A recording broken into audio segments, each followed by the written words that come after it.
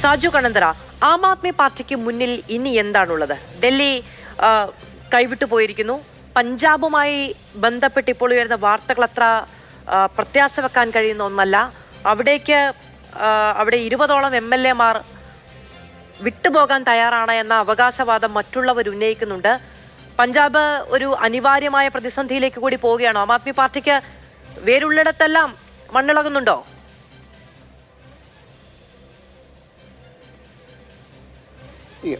Aam Aadmi party ഇപ്പോഴും ശക്തമായ ഒരു സ്വാധീനമായിട്ട് തന്നെ ഡൽഹിയിലുണ്ട്.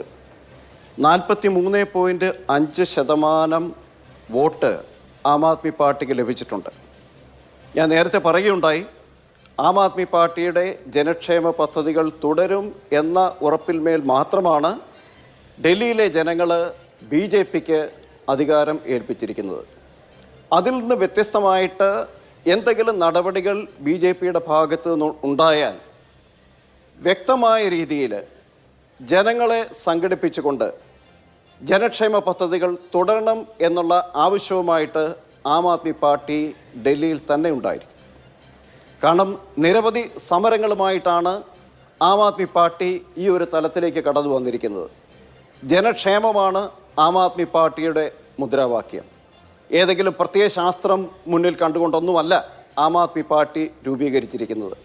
അപ്പം അതുകൊണ്ട് ഈ പദ്ധതികൾ നടപ്പിലാക്കുന്നില്ല എന്ന ഒരു തീരുമാനം BJP എടുത്താൽ അത് BJPയുടെ തകർച്ചയ്ക്ക് തുടക്കം കുറിക്കും. കാരണം അവരെന്ത് വാഗ്ദാനം ചെയ്തുകൊണ്ടാണോ ഡൽഹിയിൽ ഭരണത്തിലെത്തിയത് അത് അവർ തുടരാനായിട്ട് അവർ ബാധ്യസ്ഥരാണ്. അപ്പം അതുകൊണ്ട് ഒരു കാവൽ പട്ടികളായിട്ട് തന്നെ ആം ആദ്മി പാർട്ടി അവിടെ ഉണ്ടായിരിക്കും. എല്ലാം വളരെ വ്യക്തമായിട്ട് തന്നെ ആം ആദ്മി പാർട്ടി നിരീക്ഷിച്ചു കൊണ്ടിരിക്കും. അപ്പം അതുകൊണ്ട് ഈ 2% വോട്ട് കൂടുതൽ നേടി ഈ 48 സീറ്റുമായിട്ട് BJP ഭരണത്തിലെത്തി എന്ന ഒരു അഹങ്കാരത്തിൻ്റെ ഒന്നും ആവശ്യമില്ല. ആം ആദ്മി പാർട്ടി ശക്തമായിട്ട് തന്നെ ഡൽഹിയിൽ ഉണ്ട്. പിന്നെ ഇപ്പോൾ പഞ്ചാബിൻ്റെ കാര്യം പറയുകയുണ്ടായി. ഇപ്പോൾ സ്വാഭാവികമായിട്ടും ഒരു സംസ്ഥാനത്തൊരു പരാജയം ഉണ്ടായിക്കഴിഞ്ഞാൽ മറ്റ് പലതരത്തിലുള്ള കഥകളൊക്കെ ഇങ്ങനെ മെനയാറുണ്ട്. അപ്പോൾ അതിൻ്റെ ഒരു ഭാഗമായിട്ടാണ് പഞ്ചാബിൽ നിന്ന് 20 MLA-മാർ മാറി ചിന്തിക്കുന്നു എന്നുള്ള കഥകളൊക്കെ ഇങ്ങ് രംഗത്തേക്ക് വരുന്നത്. അപ്പോൾ അതിനൊന്നും യാതൊരു യാഥാർത്ഥ്യവുമായിട്ട് അതിന് യാതൊരു യാഥാർത്ഥ്യമല്ല എന്ന് തന്നെ ഞാൻ പറയാൻ ആഗ്രഹിക്കുകയാണ്.